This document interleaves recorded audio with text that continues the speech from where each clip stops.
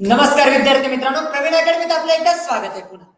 बघा मित्रांनो, आपण 5वी 10वीच्या पुस्तकांची सिरीज चालू केलेली आहे आणि आपल्याला 5वी 10वीची इतिहास, भूगोल आणि विज्ञानाची पुस्तकं डिस्कस करायचे. 11वी 12वीचे काही सिलेक्टेड टॉपिक्स आपल्याला काय करायचे, डिस्कशन करायचे स्पर्धा परीक्षेमध्ये. मग आता इयत्ता 6वीचं आपण इतिहासाचं पुस्तक चालू केलेलं आहे. इयत्ता 6वीचं इतिहासाचं पुस्तक आजच्या लेक्चरमध्ये आपण काय करणार आहोत मित्रांनो, डिस्कशन करणार आहोत. पण पूर्ण पुस्तक लाईन टू लाईन न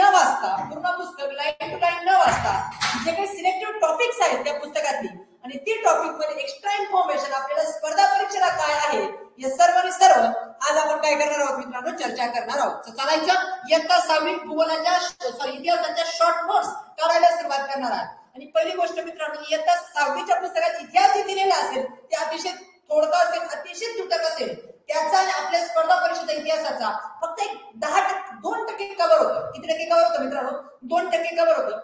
म्हणजे फक्त जे या पुस्तकात दिलेलं आहे त्याच्याशी मिळतं जुळतं काही थोडंसं करणार आहोत, एवढंच आपलं आजचं टार्गेट आहे.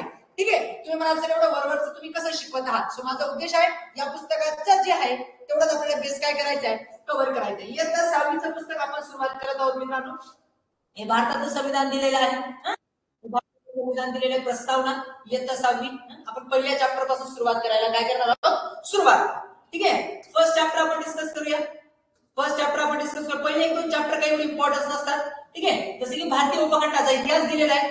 भारतीय उपखंडाचा पहिले जो चॅप्टर दिलेला आहे भारतीय उपखंडाचा इतिहास, भारत आणि भारतीय उपखंडाची संस्कृती कशी होती हे काही या चॅप्टर मध्ये हात सुद्धा लावायचा नाही, वाचायचं सुद्धा नाही. हिमालय पर्वत भूगोलाशी संबंधित आहे, भारताचं वैशिष्ट्य. ही एक लाईन थोडीशी महत्वाची आहे. ही जी खिंड दिली आहे मित्रांनो, ही आहे खैबर खिंड. कोणती खिंड दिली आहे मित्रांनो? खैबर खिंड दिसते तुम्हाला स्क्रीनवरती. ही जी दिली आहे मित्रांनो खैबर खिंड, मी तुम्हाला एक छोटासा भारताचा ऍव्हरेज नकाशा काढून दाखवतो, तुम्हाला कळेल. आपल्या भारतात येण्यासाठी एकमेव मार्ग होता आपल्या भारतात येण्याचा एकमेव मार्ग कोणता होता? खैबर खिंड. ज्या काळामध्ये विमानांचा उपयोग नव्हता किंवा जहाजा डेव्हलप नव्हत्या प्राचीन काळामध्ये, त्या काळामध्ये भारतात येण्याचा एकमेव मार्ग कोणता होता? खैबर खिंड. या खिंडीशिवाय भारतात येता येत नव्हतं. फॉर एक्झाम्पल बघा, जसे की आपली भारत माता ऍव्हरेज से कुछ नहीं आता. ठीक आहे, ही आपली भारत माता असा भारताचा बेसिक नकाशा आहे मित्रांनो आजचा, बरोबर आहे. आणि इथं हिमालय पर्वत तुम्हाला माहित असेल. इथं आहे अराकान आणि इथं हिंदकुश. तर मग हिंदकुश पर्वत, हिमालय पर्वत किंवा अराकान पर्वत पार करून भारतात येणं शक्य नव्हतं. आणि म्हणून भारतात येण्यासाठी एकमेव मार्ग होता कोणता? खैबर खिंड. आणि तो इथं आहे, हिंदकुश पर्वतावर आहे. मग एवढं लक्षात ठेवायचं, भारतात आतापर्यंत जी काही विदेशी आक्रमणं झालेली आहेत प्राचीन काळापासून तर मध्ययुगीन काळापर्यंत, ती सर्व विदेशी आक्रमण कोणत्या खिंडीत झालेली आहेत? खैबर खिंडीत झालेली आहेत. भारतात आतापर्यंत जी काही विदेशी आक्रमणं झालेली आहेत ती सर्व विदेशी आक्रमण कोणत्या खिंडीत झालेली आहेत? खैबर खिंडीत झालेली आहेत. मग प्राचीन काळापासून जर तुम्ही विचार करणार तर तुम्हाला आतापर्यंत सर्व आक्रमण खैबर खिंडीत पाहायला मिळतील. सो लक्षात ठेवायचंय, फक्त भारतात येण्याचा एकमेव मार्ग आहे खैबर खिंड.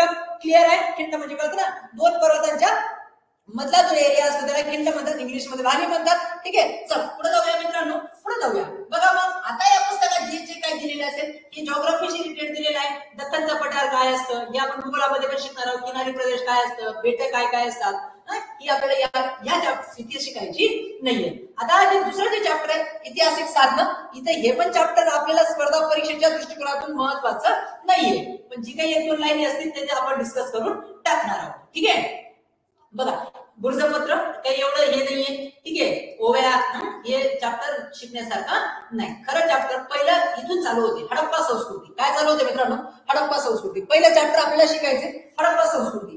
ऍक्च्युली तुम्ही जेव्हा स्पर्धा परीक्षेचा इतिहास शिकता तर हडप्पा संस्कृतीच्या आधी पण एक चॅप्टर शिकायचं असतं, पण या पुस्तकात ते दिलेलं नाही. हडप्पा संस्कृतीच्या आधी पण एक चॅप्टर आहे, त्याला आपण स्टोन एज म्हणतो. ठीक आहे, अश्मयुग म्हणतो. आणि अश्मयुगाचे 3 प्रकार पडतात, प्राचीन, मध्ययुगीन आणि मध्य आणि आधुनिक. ठीक आहे, नव अश्मयुग, प्राचीन, स्टोन एज, मेसोलिथिकल पिरियड वगैरे इंग्लिश मध्ये म्हणतात.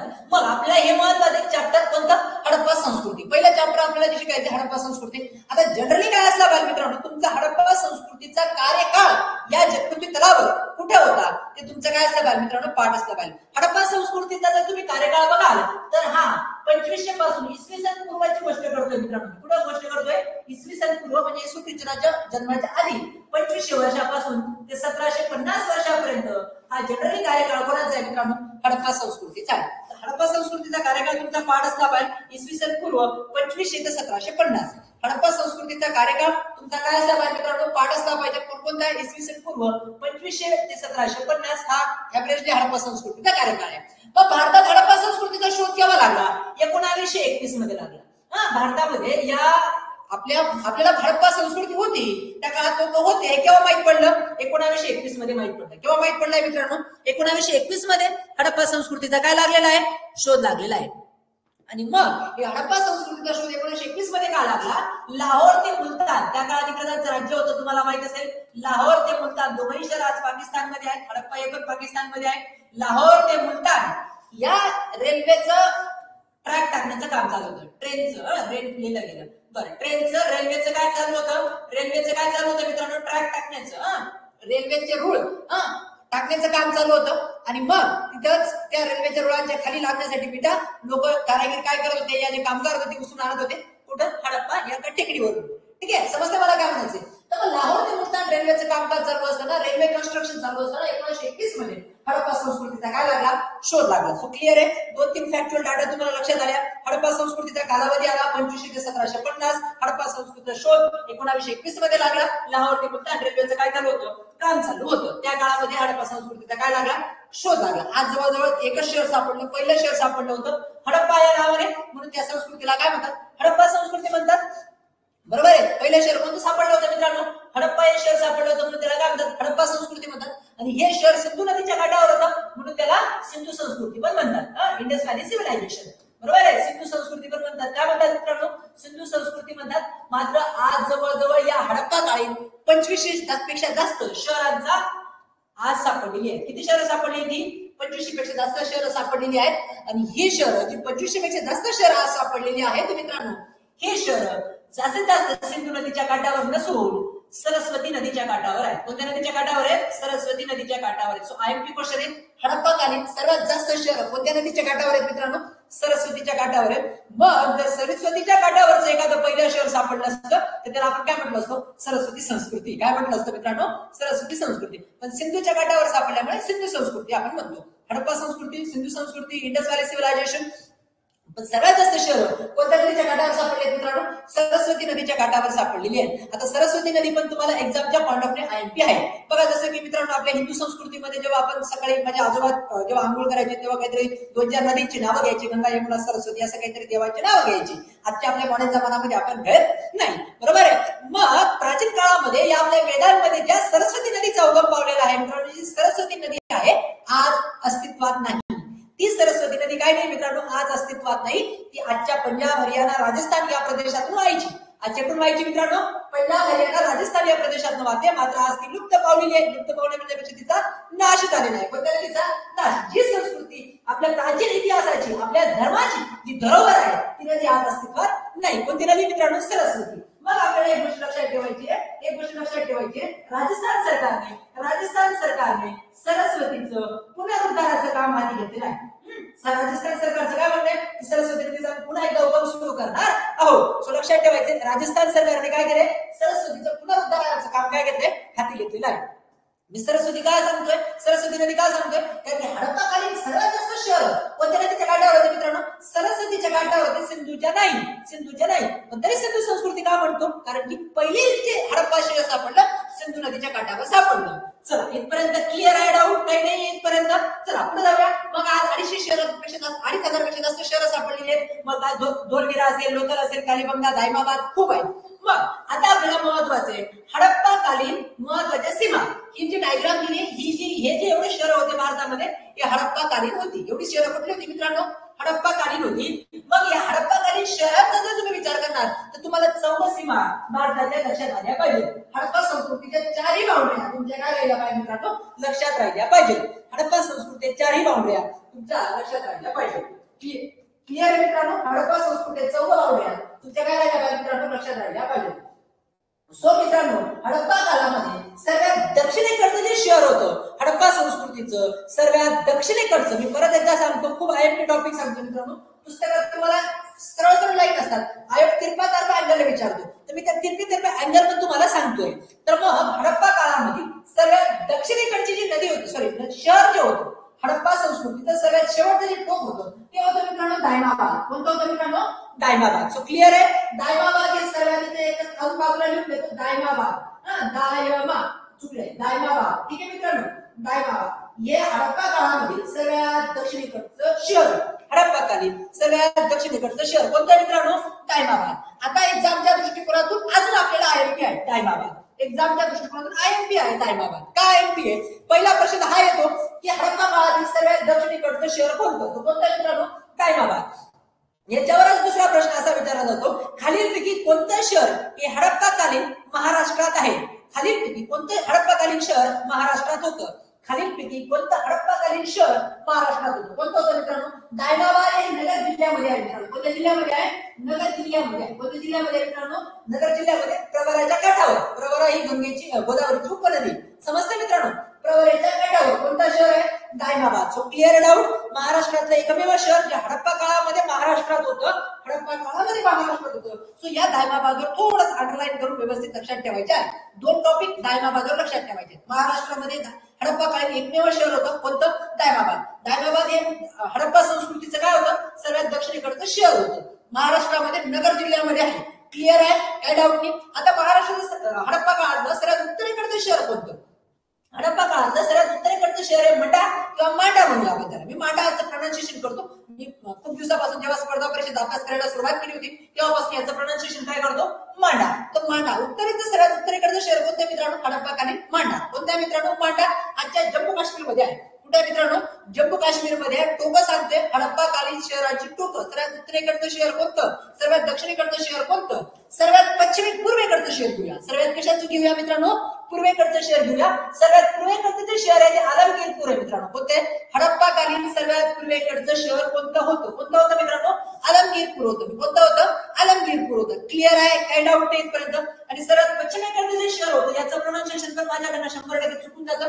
कराची जवळ एक बेट होतं मित्रांनो, सुखखेंडोर. काय होतं? सुखखेंडोर. कराची जवळ आहे आजच्या पाकिस्तानमध्ये. आजच्या पाकिस्तानमध्ये कराची जवळ आहे मित्रांनो सुखखेंडोर. ठीक आहे? ही हडप्पा काळातील महत्वाची काय 4 बाउंड्री हडप्पा संस्कृतीच्या महत्वाच्या 4 बाउंड्री.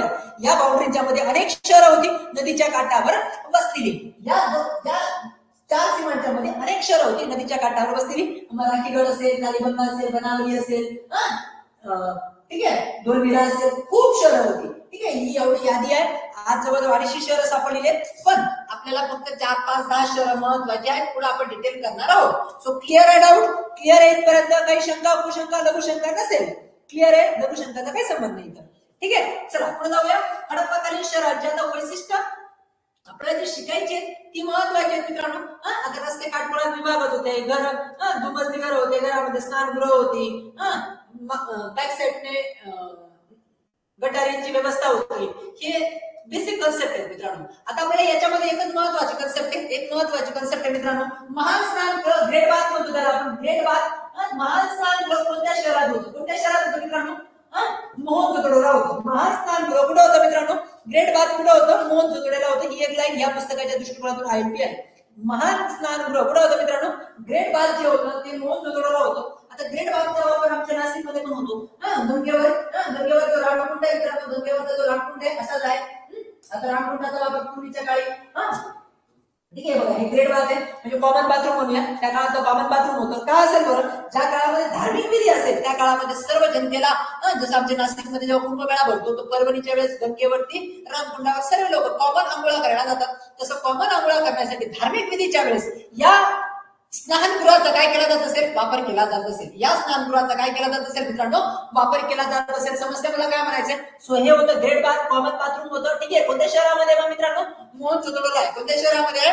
मोहनजोदडोला आहे. क्लिअर आहे? काही डाऊट नाही, शंका कुशंका नाही इथपर्यंत. ही एक लाईन आपल्याला महत्वाची. मग भांडी कशी होती हे चॅप्टर आपल्याला फक्त 6वीच्या अँगलने शिकायचंय. थोडीशी याची फक्त ओव्हरलुक करायची आहे आपल्याला. ठीक आहे मित्रांनो? एवढं त्या पुस्तकामध्ये आहे. ठीक आहे?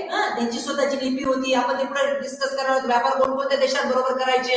ठीक आहे? हे पण आपण पुढे करणार आहोत. रासाची कारणं काय होती, कशी होती ते आपल्याला नाही शिकायचंय. आता पुढे सुरू झालं मित्रांनो वैदिक काळ. ऍक्च्युली असं म्हणतात की हडप्पा वाशियांवरती अटॅक झाला, आक्रमण झालं, आर्यांनी केलं. कोणी आक्रमण केलं? आर्यांनी केलं. भारतात आर्य आले. भारतात कोण आले मित्रांनो? आर्य आले. आणि भारतामध्ये वेद, उपनिषद, पुराण यांचा काळ सुरू झाला आणि भारतात वैदिक संस्कृती सुरू झाली. आता हा पण एक महत्वाचा वादाचा मुद्दा आहे मित्रांनो, की आर्य मूळ भारतीय आहे की नाही. ठीक आहे, काही लोक म्हणतात उत्तर ध्रुवावर म्हणतात आले, काही लोक म्हणतात आर्य मूळ इंडियन आहेत. लोकमान्य टिळक सारखे लोक म्हणतात आर्य हे मूळ इंडियन आहेत असं मानणारे आहेत. ठीक आहे, तर आपल्याला त्या वादात पडायचं नाहीये. आर्य मूळ भारतीय आहेत की उत्तर ध्रुवावर आले, म्हणजे आजचा रशियाचा प्रदेश. ठीक आहे. आता मग भारतामध्ये काय सुरू झालं, वैदिक काळ सुरू झाला. आर्यांवरती असं एक कन्सेप्ट आहे, आर्यांवरती आक्रमण केलं, हडप्पावासियांवरती आक्रमण केलं कोणी, आर्यांनी. उत्तर भारतात आर्य काय झाले, सेटल झाले. आणि दक्षिणेकडे कोण झालं, हडप्पावासी संस्कृतीचे लोक गंगा नदीच्या घाटावर काय झाली, सेटल झाली. हा एक कारण आहे. दुसरं कारण आहे, हडप्पावासी जी होती ती नदी सुकली, पूर आला, अशा अनेक कारण आहेत. ठीक आहे, मग आपल्याला फक्त महत्वाचं आहे वैदिक संस्कृती. आता वैदिक संस्कृतीमध्ये 4 वेद आहेत, तुम्हाला माहित असेल. आपल्या संस्कृतीमध्ये किती वेद आहेत मित्रांनो, 4 वेद आहेत. कोणकोणते आहेत, ऋग्वेद आहे, यजुर्वेद आहे, बरोबर आहे, सामवेद आहे, अथर्ववेद आहे. आपण इथे जे शिकणार आहोत, जे आपल्याला एक्झामच्या दृष्टिकोनातून, या प्रत्येक वेदाबद्दल आपण 4-4, 5-5 ओळी पुढे लिहिणारच आहोत. प्राचीन भारताचा इतिहास जेव्हा शिकणार आहे तेव्हा. पण इथं सामवेद लक्षात ठेवायचा आहे, सामवेद लक्षात ठेवायचा आहे. भारतीय संगीताचा जननी कोणत्या वेदाला मानलं जातं, सामवेदाला मानलं जातं. भारतीय संगीताचा जननी कोणत्या वेदाला मानलं जातं, सामवेदाला मानलं जातं. सा रे ग म प ध नि सा, जे सप्तसूर आहेत, सा रे ग म प ध नि सा कोणत्या वेदामध्ये आहेत, सामवेदामध्ये आहेत. क्लिअर आहे. अथर्ववेद, यजुर्वेद यांची पण व्हॅल्यू आहे, ते पण पुढे आपण डिस्कस करू. सो भारतीय हा एक टॉपिक इम्पॉर्टन्स आहे. ही लाईन मी लिहून दिलेली आहे, ती एक्झामच्या पॉइंट ऑफ इम्पॉर्टन्स आहे. भारतीय संगीताची निर्मिती, या भारतीय संगीताची जननी कोणत्या वेदाला मानलं जातं, कोणत्या वेदाला मानलं जातं मित्रांनो, सामवेदाला मानलं जातं. क्लिअर आहे. कोणत्या वेदाला मानलं जातं, सामवेदाला मानलं जातं. क्लिअर आहे. काही डाऊट नाही, इथपर्यंत शंका कुशंका नाही, इथपर्यंतची लाईन तुम्ही लिहिली असेल. ठीक आहे, बघा पुढे जाऊया आपण, पुढच्या कन्सेप्ट वरती जाऊया. 4 वेदांच्या बाबतीत जे आपण डिस्कस करत आहोत, पुढे जाऊया, पुढची कन्सेप्ट घेऊया मित्रांनो. बघा पुढचं जे महत्वाचं आहे, ब्राह्मण ग्रंथ काय आहेत, आरण्य काय आहेत, उपनिषद काय आहेत, ते नाही शिकायचे तर आपल्याला कुटुंब व्यवस्था कशी होती. जे स्पर्धा परीक्षेत आपल्याला एवढी व्हॅल्यू ठेवत नाही, कुटुंब व्यवस्था कशी होती, घरं कशी होती त्या काळात येईल. ठीक आहे, समाज व्यवस्था कशी होती, शेती कशी केली जायची, पशुपालन कसं केलं जायचं, नॉट इम्पॉर्टन्स. ठीक आहे, धर्माची संकल्पना काय होती, राजा, जन, जनपद, हे आपण पुढे शिकूया, काही टेन्शन घेऊ नका. ठीक आहे, चला आता आपल्याला महत्वाचं आहे, अजून काही महत्वाचं आहे, स्मृती, पुराण, वाङ्मय, स्मृती, हिंदू, या ओळखलं जाऊ प्राचीन वैदिक विवाह. ओके, ठीक आहे. चला आता भारतामध्ये बघा वैदिक वेदांचा काळ सुरू झाला. आता वैदिक जो काळ सुरू झाला त्याचे पण 2 प्रकार पडतात मित्रांनो. वैदिक काळाचे पण 2 प्रकार पडतात. मी जे बोलतोय, काही लोकांचा इतिहास खूप वीक असेल, त्यांना थोडंफार पण कळत नसेल तरी काही टेन्शन घेऊ नका, मी बसतोय.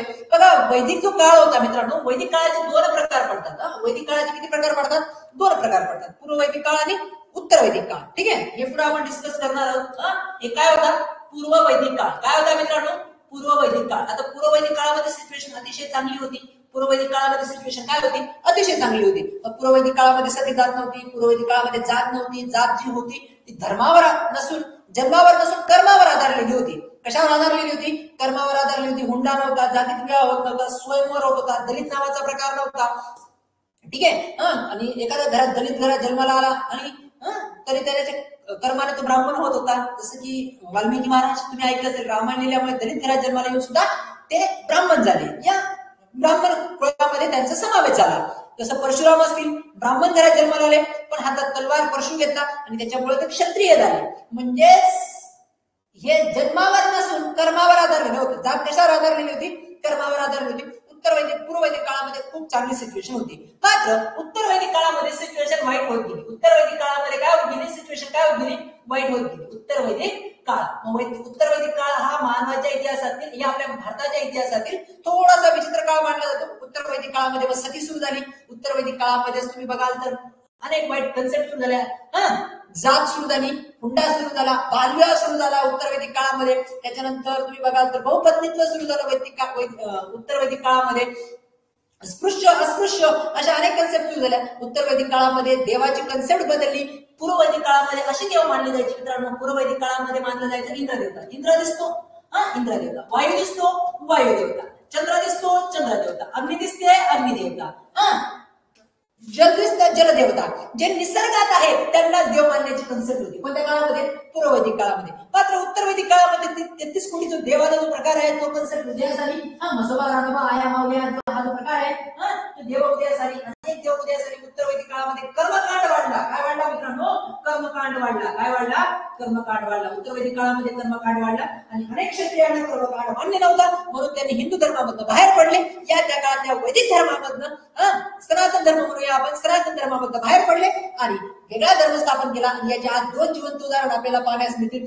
ऋषभदेव यांनी चालू केलेला जैन धर्म आणि गौतम बुद्धांनी स्थापन केलेला बौद्ध धर्म. ठीक आहे, हे वैदिक धर्माच्या पासूनच काय झाले, पुढे उदयास आले. वैदिक धर्मापासूनच काय आले मित्रांनो, उदयास आले. मग आपल्याला जे धर्मांबद्दलची माहिती शिकायची आहे, मी तुम्हाला हे उत्तर वैदिक काळ, पूर्व वैदिक काळ डिटेल शिकवेल. सो डोंट वरी. ठीक आहे, आता फक्त आपल्याला धार्मिक प्रभाव भारतामध्ये कोणकोणती होती, जगामध्ये कोणकोणती होती, ती आपण सर्व काय करणार आहोत, शिकणार आहोत या पुस्तकाच्या अँगलने. मग जैन धर्म असेल, बौद्ध धर्म असेल, ज्यूज असतील, तुम्हाला माहिती असेल ज्यामुळे इस्रायल तयार झालेला आहे, ज्यूंचा, बरोबर आहे, ख्रिश्चन असेल, इस्लाम असेल आणि पारशी असेल. पारशीचा पूर्वी पर्शिया म्हणजे आजचा इराण आणि आजचे पारशी भारतात असणारे सर्वात श्रीमंत लोक, कम्युनिटी, पारशी कम्युनिटी. समजते मला काय म्हणतात. टाटा असतील, बरेच लोक, टाटा असेल, पुनावाला असतील, महत्वाची पारशी कम्युनिटी भारतात मोठी झाली, श्रीमंत झाली. क्लिअर आहे. चला मग एक धर्माबद्दल आपण शिकणार आहोत. बघा, सगळ्यात पहिला धर्म दिला मित्रांनो जैन धर्म. कोणता धर्म आहे? जैन धर्म. आता जैन धर्माबद्दल तुम्हाला एक कन्सेप्ट डोक्यात टाकायची मित्रांनो. जैन धर्मामध्ये एक कन्सेप्ट टाका मित्रांनो. जैन धर्माची जी स्थापना आहे ती ऋषभदेव यांनी केली आहे. जैन धर्माची स्थापना कोणाची गोष्ट करतो मित्रांनो, इथं लगेच देऊन देतो, तुमचं लक्षात राहिलं पाहिजे. जैन धर्माची स्थापना कोणी केली मित्रांनो? ऋषभदेव. कोणी केलेली आहे? ऋषभदेव. कोणी केलेली आहे मित्रांनो? ऋषभदेव यांनी केलेली आहे. ऋषभदेवचं दुसरं नाव आहे बाहुबली, महेंद्र बाहुबली. हे बरं का, फक्त बाहुबली. ऋषभदेवचं दुसरं नाव काय आहे? बाहुबली. काय नाव आहे मित्रांनो ऋषभदेव यांचं दुसरं? बाहुबली पण म्हणतात. ठीक आहे, बाहुबली त्यांचा बाहुबली. ठीक आहे मित्रांनो, ऋषभदेव. आणि जैन धर्मामध्ये 24 तीर्थंकर आहेत मित्रांनो. जैन धर्मामध्ये किती तीर्थंकर होऊन गेलेले आहेत? 24 तीर्थंकर होऊन गेले. सत्य अहिंसा हे त्यांचा परम धर्म आहे. 24 तीर्थंकर होऊन गेले. पहिले तीर्थंकर कोण आहेत मित्रांनो? ऋषभदेव. पहिले तीर्थंकर कोण आहेत? ऋषभदेव. आणि शेवटचे जे 24 तीर्थंकर आहेत ते मित्रांनो वर्धमान महावीर जैन.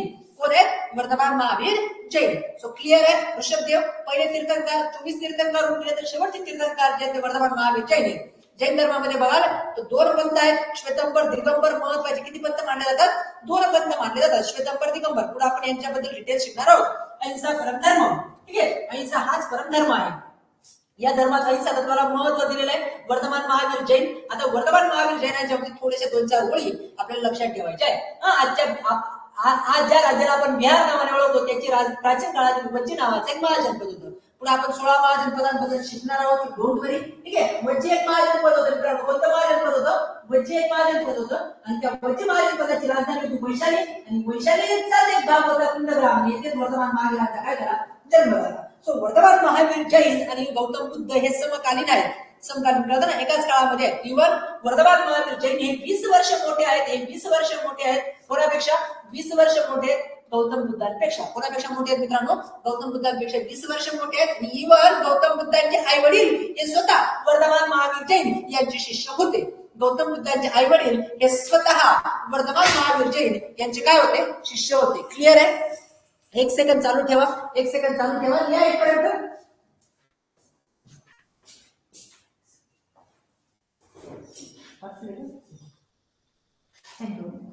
ओके, चलो लिहिलं इथपर्यंत. लीला वर्धमान महावीर जैन. ठीक आहे, वर्धमान महावीर जैन. ठीक आहे, तर मग हे पहिले वर्धमान महावीर जैन हे 24 तीर्थंकर आहेत. पहिले तीर्थंकर आहेत कोण? ऋषभदेव. वर्धमान महावीर जैनांचा जन्म कुठे झालाय? कुंडग्राम येथे झालेला आहे. कुठे झालेला आहे? कुंडग्राम येथे झालाय. राज कुटुंबात परिवारात जन्म झाला. त्यांचे आई वडील हे स्वतः कुंडग्राम राज परिवारात कळतं ना, राज परिवारात त्यांचा काय झालाय?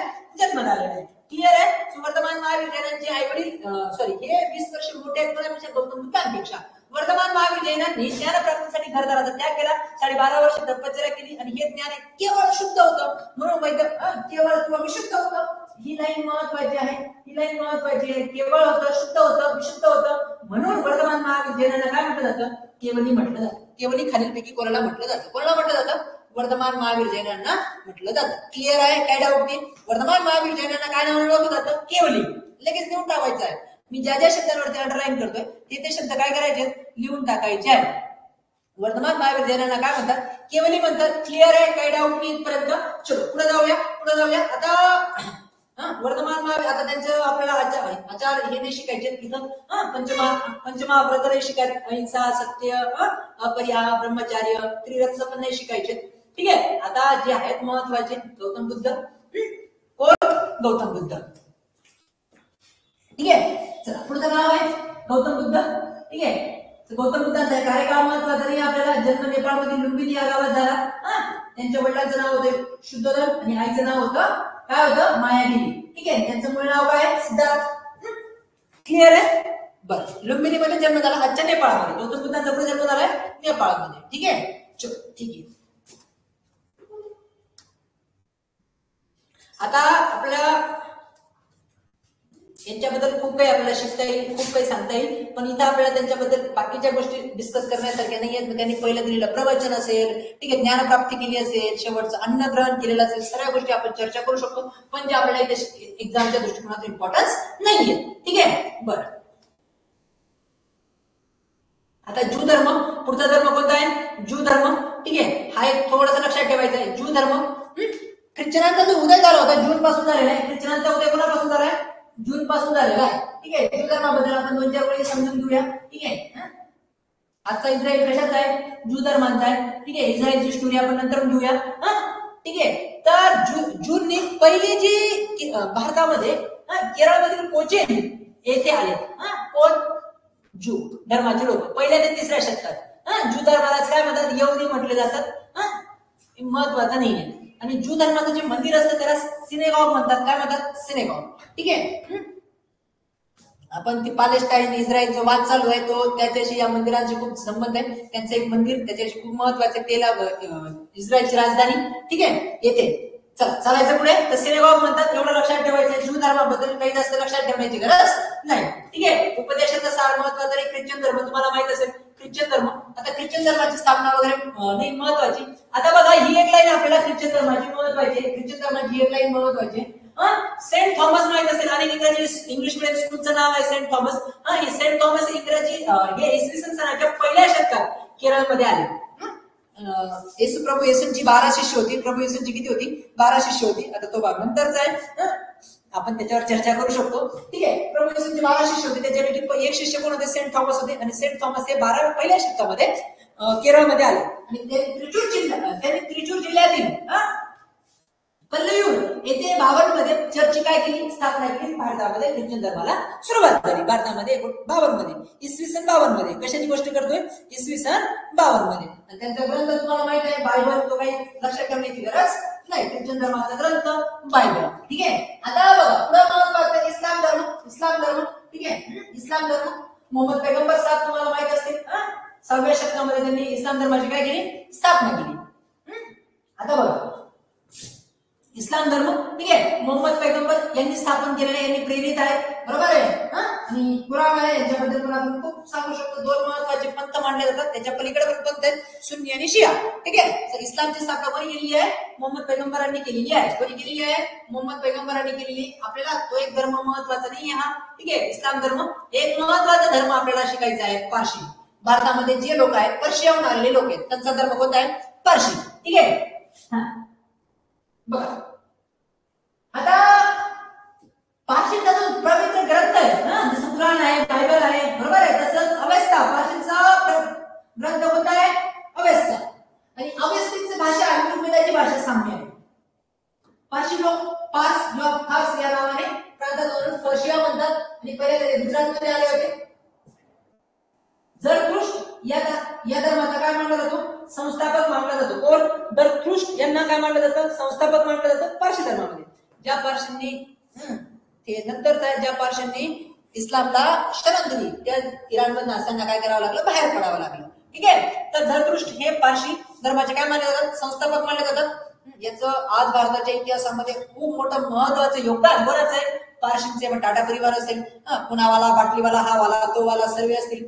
ठीक आहे. विक्रम साराभाई असतील, होमी बाबा, विक्रम साराभाई म्हणजे होमी बाबा असतील. ठीक आहे. माधव कामा असतील, बादाम कामा असतील, त्याच्यानंतर एक महत्वाचं नाव पारशींमध्ये दादाभाई नौरोजी असेल. दादाभाई नौरोजी असेल. भारताच्या इतिहासाच्या जडणघडणमध्ये पारशी लोकांचं खूप महत्वपूर्ण योगदान आहे आणि खास करून आपल्या महाराष्ट्र गुजरातमध्ये तरी पारशींचं खूप मोठं वर्चस्व आहे. वर्चस्व म्हणण्यापेक्षा श्रीमंत कम्युनिटी काय केली जाते मानली जाते. श्रीमंत कम्युनिटी काय केली जाते मानली जाते. झरतुष्ट हा त्यांचा संस्थापक आहे. ठीक आहे. ऋग्वेद अवेस्ता ची भाषा जवळजवळ सारखी आहे. ठीक आहे. अवेस्ता त्यांचा ग्रंथ आहे. क्लिअर आहे इथपर्यंत. चला पुढे जाऊया पारशींबद्दल. ठीक आहे. आणि पारशींचं जे मंदिर असतं त्याला अग्यारी म्हणतात. पारशींचं जे मंदिर असतं त्याला अग्यारी म्हणतात. क्लिअर आहे. पारशींचं जे मंदिर असतं त्याला काय मानलं जातं अग्यारी मानलं जातं. चला पुढे जाऊया. आता पुढचा टॉपिक घेऊया. पुढचा टॉपिक बघा काय म्हटलेला आहे. आता जे 16 महाजनपद खूप IMP आहे. 16 महाजनपद. आता ऍक्च्युली मी तुम्हाला आधी सांगितलं की हडप्पा काळात लोक राहत होती. हडप्पा संस्कृतीमध्ये लोक राहत होती आणि हडप्पावरती आक्रमण केलं. आता 2 थेरी आहेत. आक्रमण एक केलं. एक थेरी ही सांगते. दुसरी थेरी सांगते की ते दुष्काळ वगैरे पडल्यामुळे खाली दक्षिणेकडे आले. हडप्पाकालीन लोक इथं राहायचे. हडप्पाकालीन लोक इथं राहायचे आणि यांच्यावर आर्यांनी आक्रमण केलं म्हणून हडप्पा लोक या सिंधू नदी सोडून गंगा नदीच्या काठावर स्थिर झाले. कोणत्या नदीच्या काठावर स्थिर झाले मित्रांनो गंगा नदीच्या काठावर स्थिर झाले आणि भारतामध्ये 16 महाजनपदांचा काय झाला विकास झाला. भारतामध्ये किती महाजनपदांचा विकास झाला मित्रांनो 16 महाजनपदांचा विकास झाला आणि 16 महाजनपद 16 राज्य भारतात उदयास आली आणि एक राजा येईल. 16चे 16 राज्य काय करेल जिंकून गेले अखंड भारताची काय करेल स्थापना करेल. तो म्हणजे चंद्रगुप्त मौर्य. त्याचा पोरगा बिंदुसार आणि त्याचा पोरगा सम्राट अशोक. क्लिअर आहे. मला काय म्हणायचं मग 16 महाजनपद कशी उदयास आली समजते. 16 महाजनपद कशी उदयास आली. जी लोक सिंधू नदीच्या काठावर राहत होती. परत एकदा सांगतो जी लोक या सिंधू नदीच्या काठावर राहत होती या सिंधू नदीच्या काठावर आक्रमण केलं कोणी आर्यांनी किंवा दुष्काळ वगैरे पडला आणि सिंधू नदीच्या काठावरची लोक स्थलांतरित झाली. कोणत्या नदीच्या काठावर कोणत्या नदीच्या काठावर गंगा नदीच्या काठावर काय आली आणि भारतामध्ये 16 राज्य उदयास आली. किती राज्य उदयास आली 16 राज्य उदयास आली आणि ती 16 राज्य म्हणजे 16 महाजनपद. पहिले जनपद होतं मग त्याच्यानंतर महाजनपद बनलं. ती मोठी कथा आहे.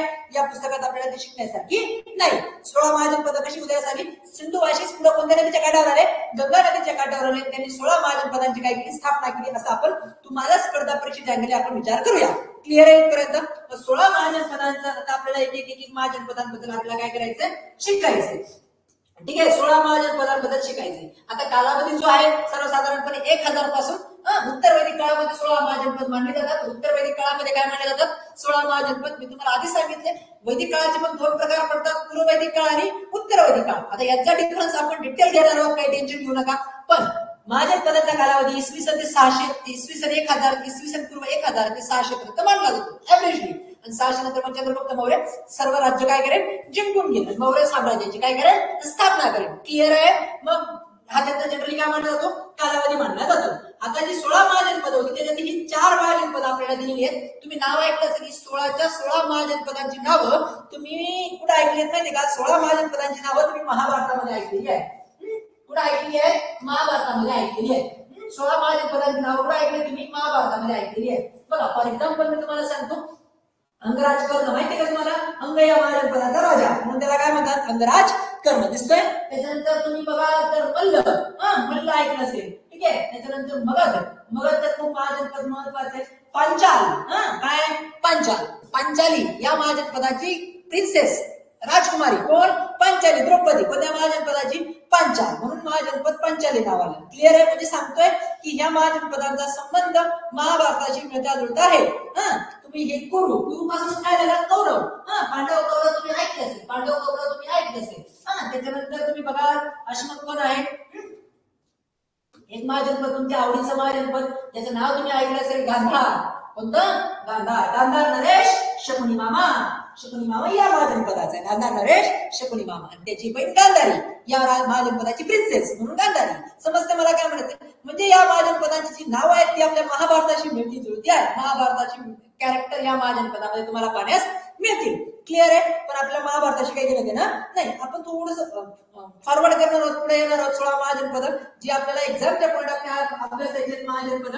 ठीक आहे. महाभारताच्या पॉईंट ऑफ अभ्यासायची नाहीये. 16 महाजनपद त्यांचा कालावधी तुम्ही जनरल लिहिला 1000 पासून ते 600 पर्यंत ही 16 महाजनपद आहेत.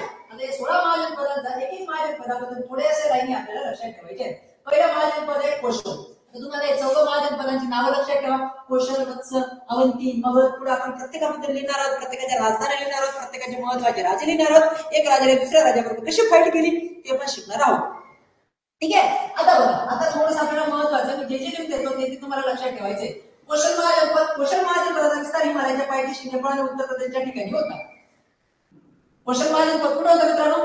कोशल, आता एक लाईन टाकायची. कोशल महाजनपद हिमालयाच्या पायथ्याशी होतं, नेपाळ आणि उत्तर प्रदेशच्या ठिकाणी होता. आणि याची जी राजधानी होती श्रावस्ती, कुशावती, साकेत्री नगर ही प्रसिद्ध होती. श्रावस्ती काय होती? या महाजनपदाची काय होती? राजधानी होती. या महाजनपदाची राजधानी काय होती मित्रांनो? श्रावस्ती या महाजनपदाची काय होती? राजधानी होती. कशाची? कोशलची. अजून त्याच्यानंतर बघा, तर बघा हा एक थोडासा महत्वाचा आहे. ही लाईन महत्वाची आहे. गौतम बुद्ध तुम्हाला माहित असेल, गौतम बुद्धांनी श्रावस्ती मध्ये चेतवन या विहारात दीर्घकाळ राहिले. गौतम बुद्ध कुठे राहिले? चेतवन या ठिकाणी दीर्घकाळ राहिले. कोसलचा राजा प्रसंजित हा वर्तमान महावीर जैन आणि गौतम बुद्ध याचा समकालीन होता. ठीक आहे. कोण? कोसलचा जो राजा होता कोण? प्रसंजित. तर तुम्हाला मी आधी सांगितलं की गौतम बुद्ध आणि महावीर जैन काय होते? समकालीन होते. समकालीन माहिती ना? कंटेम्पररी. बरोबर आहे, इंग्लिश मध्ये त्याला म्हणतात. आणि आपण समकालीन म्हणजे एकाच काळामध्ये आहे. आणि त्याच काळामध्ये कोसलचा राजा कोण? प्रसंजित हा पण काय होता? समकालीन होता. मग 3 लोक असा प्रश्न येतो, खालीलपैकी समकालीन व्यक्ती कोण?